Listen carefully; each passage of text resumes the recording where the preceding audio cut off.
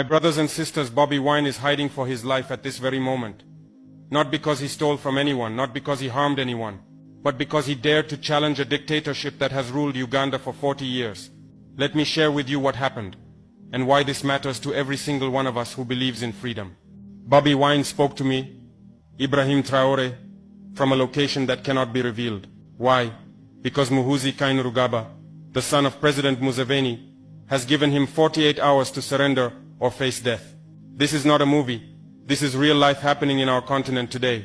The military chief of Uganda, who commands all the armed forces, went on social media and made threats that should shock every African with a conscience. Let me tell you what this Muhoozi did.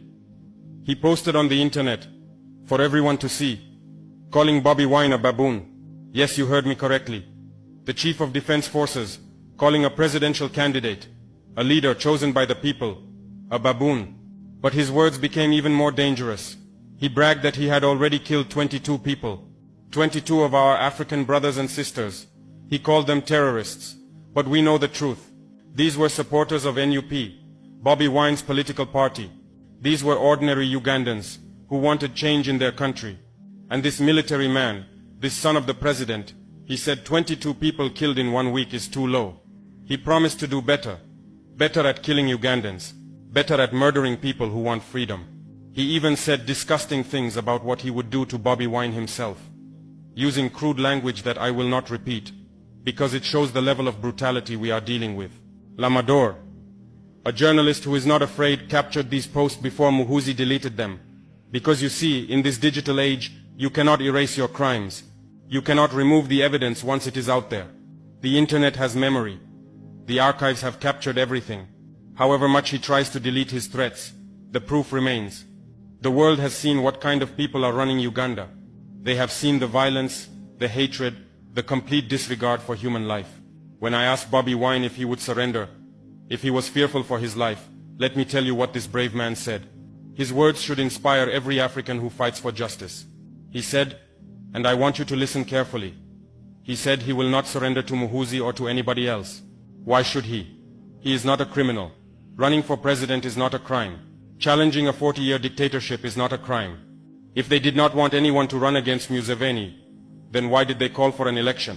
Bobi Wine explained to me that he left his home because he was escaping danger. His house was raided by armed men who came to harm him.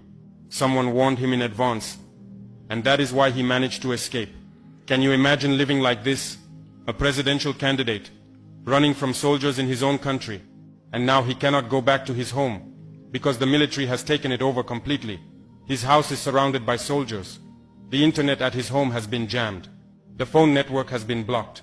His wife and his family are trapped inside, and he cannot even call them. It is close to impossible to make a simple phone call to check if his loved ones are safe. This is what dictatorship looks like, my brothers and sisters. This is what happens when one family thinks they own an entire country. But listen to what Bobi Wine told me, because this shows the strength of his spirit. He said even with all of this happening, he is not giving up. He will not be intimidated. He knows that Muhoozi has all the power. He knows that Muhoozi is the son of General Museveni, who has been president for 40 years. He knows that Muhoozi is the commander-in-chief of the military, the chief of defense forces, who commands all armed forces. But Bobi Wine said he is not scared because he is not a criminal, and everything he does is